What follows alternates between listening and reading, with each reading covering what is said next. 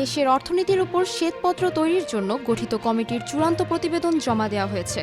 রোববার দুপুর বিশিষ্ট অর্থনীতিবিদ এবং অর্থনীতিতে অনিয়ম ও দুর্নীতি তদন্তে গঠিত শ্বেতপত্র প্রণয়ন কমিটির প্রধান ডক্টর দেবপ্রিয় ভট্টাচার্যের নেতৃত্বে গঠিত কমিটির প্রধান উপদেষ্টার কাছে প্রতিবেদনটি জমা দেয়।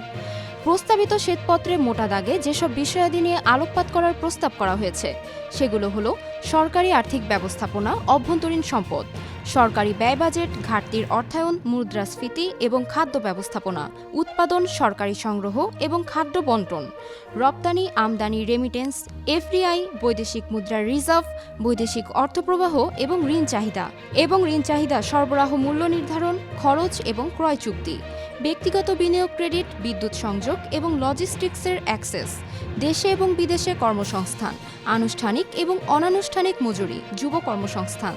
প্রস্তাবিত শ্বেতপত্রে আরও বলা হয়, শ্বেতপত্রটি প্রস্তুতের জন্য বিশিষ্ট অর্থনীতিবিদ ডক্টর দেবপ্রিয় ভট্টাচার্যকে প্রধান করে একটি কমিটি গঠন করা যেতে পারে। প্রধান উপদেষ্টার সঙ্গে পরামর্শক্রমে তিনি কমিটির প্রয়োজনীয় সংখ্যক সদস্যকে মনোনীত করতে পারে।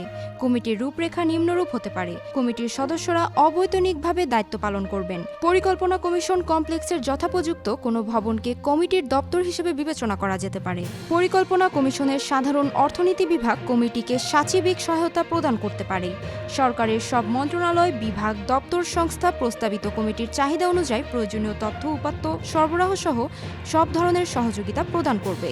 বাংলাদেশে বিদ্যমান অর্থনৈতিক অবস্থায় শ্বেতপত্র প্রণয়ন কমিটি নামে প্রস্তাবিত কমিটি আগামী 90 দিনের মধ্যে সুপারিশ সম্বলিত প্রতিবেদন গণপ্রজাতন্ত্রী বাংলাদেশের অন্তর্বর্তীকালীন সরকারের প্রধান উপদেষ্টার কাছে হস্তান্তর করবেন।